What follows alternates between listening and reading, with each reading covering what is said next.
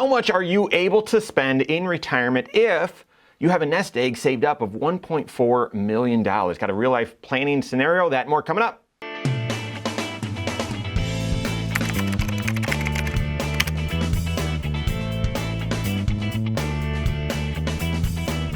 My name's Mike Bernard. I'm the host of the Wise Money Show. I'm also one of the certified financial planners right here at Korhorn Financial Group.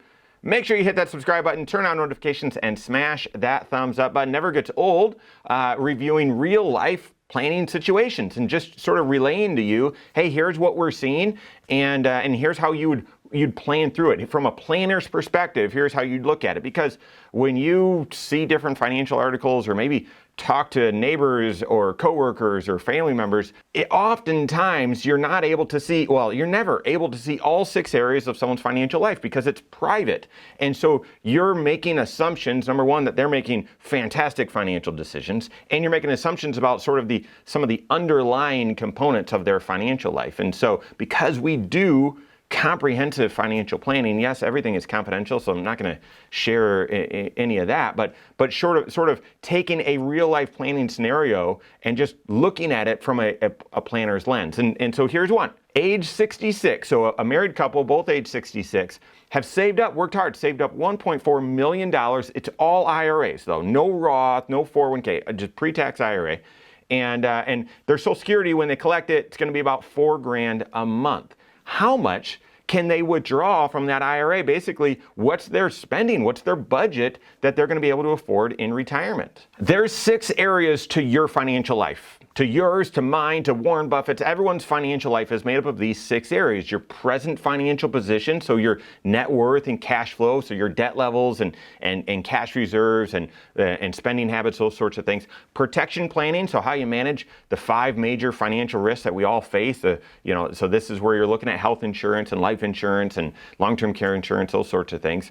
Tax planning, this is different than tax preparation. Tax planning is proactively taking a look at your tax situation to see what ways could you pay the least amount of tax over your lifetime, if not multiple lifetimes. Tax preparation, by the way, is reactive. It's not planful, it's reactionary, okay?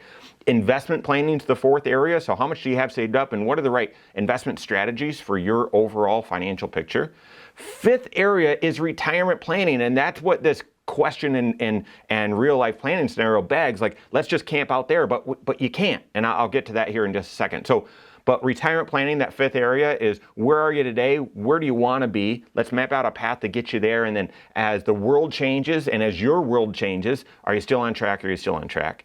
And then lastly, estate planning. Something happens to you. What are your intentions with your resources? Who would you want to have the authority to make decisions? And is all of that clear and legal? So those are the 6 areas to your financial life. And most people look at those as 6 separate areas, or maybe don't even see them as identified areas. And that's where a lot of mistakes come from, is when you're not looking at all 6 of those areas together to make big financial decisions, you often miss things or overlook things or something falls through the cracks. And so therefore, this real life planning scenario, it almost begs the question, well, let's just look at retirement, or it almost just says, well, I've got 1.4 million, how much can I draw from that? So it's almost like an investment question. It's not.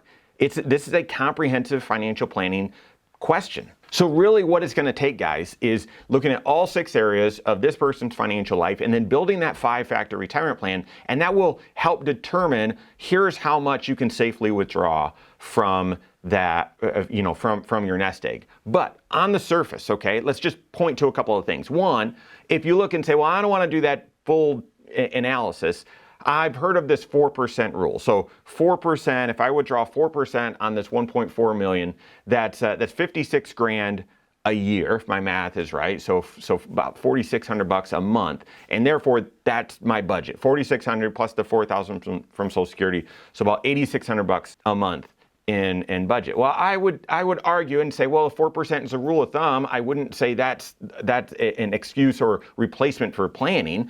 So what would 3% look like? 3% would look like around $42,000 a year withdrawn, so $3,500 a month drawn out of that IRA. So somewhere in between those 2 rules of thumb, let's assume is a good answer. So $4,000 withdrawn from the IRAs, from that 1.4 million, in addition to the $4,000 of Social Security, about 8 grand a month of income. Is that the answer? It's not, because you've got to look at some of those other areas of someone's, the 6 areas of your financial life. And they say the only thing certain in life is death and taxes. And at least for this scenario or your finances, let's say the only 2 certainties are health insurance or Medicare and taxes, even though Medicare, is on its own life support. But you're going to have to pay for health insurance and you're going to have to pay taxes. So let's just break those down from a health insurance standpoint, from Medicare standpoint. Part B right now. Part A, let's assume they've already paid into and there's no monthly cost. That's the case for most people.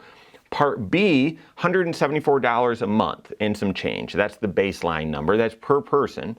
Part D depends on your choice. Let's just round it to $26, so that moves that 174 up to now 200.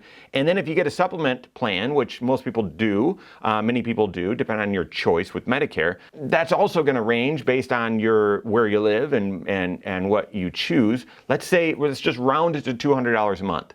So before we can look at that, you've got 8 grand a month to spend. You've got to look at your health insurance, and $400 per person per month is likely going to just go towards health insurance premiums. Now, if you do that traditional Medicare, there shouldn't be a lot of out-of-pocket, but there could be prescription and whatnot. But that's $400 per person, so $800 needs to come out of that $8,000 before you get your budget. And then I told you the second certainty is taxes, and you've got to do some proactive tax planning here. And in particular, finding a way, how can you pay the least amount of tax on this $1.4 million that's all pre-tax? What are some tax strategies you need to consider? More on that here in just a second.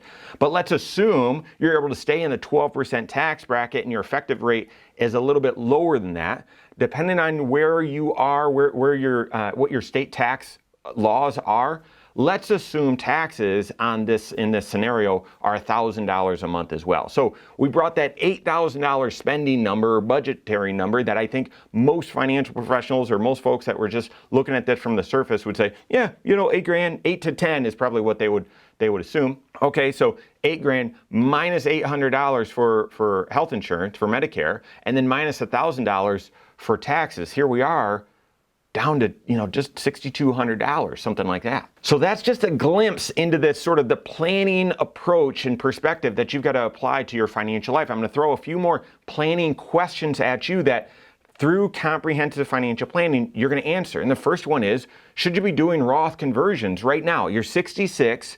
You've got a few years before your required minimum distribution. Is now a time where you could be doing some Roth conversions, choosing to pay a little bit more tax on some of that income so that while you're young, you throw it on the tax-free side of the ledger and have those dollars grow tax-free for you. Seems like that might make sense, but you've got to build that into your plan, see if that influences things. At the same time, when should you draw Social Security? I think it's assumed. You look at this scenario, $4 grand a month of Social Security, that's great. Well, should one of you draw now and one of you wait until 70? Should one of you delay, right? Oftentimes when you're married, there's an inherent reason, an embedded reason to see if one of you can financially afford to and could delay your Social Security. And that is, odds are, as being a married couple, you might not pass away at the same time. And due to how the survivor laws work with Social Security, after one person dies, the survivor doesn't keep both Social Securities, or they don't keep their own. They keep the higher of the two. And therefore, often, at least it makes sense to have a conversation. Should one of you delay Social Security until age 70? I would be curious, the other sources or the other resources in their financial life, cash and other assets maybe, to see if they could both delay Social Security and do some Roth conversions and really improve their plan significantly. Also mentioned traditional Medicare. You're going to have one of the, I would argue the biggest health insurance decision of your entire life when you retire. And that is when you retire or at 65, whichever comes later. And that is, do you take traditional Medicare, which I added up what that monthly expense might be, or do you do Medicare Part C, which is much cheaper from a premium standpoint, most likely. However, out-of-pocket expenses, as you use your health insurance, as you have medical expenses, could be a lot more. So what makes the most sense for your financial situation? Should you consider qualified charitable distributions out there in the future? What's the right and appropriate financial or investment strategy for you? All sorts of different financial planning questions you've got to wrestle with as you build out that 5-factor retirement plan, looking at all 6 areas of your financial life, helping you determine, well then, how much are we able to withdraw from our portfolio and spend in retirement? Over and above all of that, recognize that most people don't approach retirement that way. They look at it the inverse. This is how much we're spending. When am I able to retire and leave my job and keep spending that same amount? And therefore, you've got to run that analysis first before you say, I'm retiring, how much can I spend? It needs to be, well, how much are you currently spending? How much have you been used to spending? And then how do you think that will change in retirement? And therefore, will this $1.4 million plus how you optimize Social Security, will that be able to provide enough income for you to meet or exceed the lifestyle that you should expect in retirement? That's the proactive tax planning work, or proactive financial planning work that you need to be doing with your CFP. If you don't have a CFP on your team, you can contact one on my team, find us online. Korhorn.com, that's Korhorn with K, wisemoneyshow.com, you can find us there as well, or send us an email, info@korhorn.com. All right, there you have it. Go out and take your next wise step in your financial life.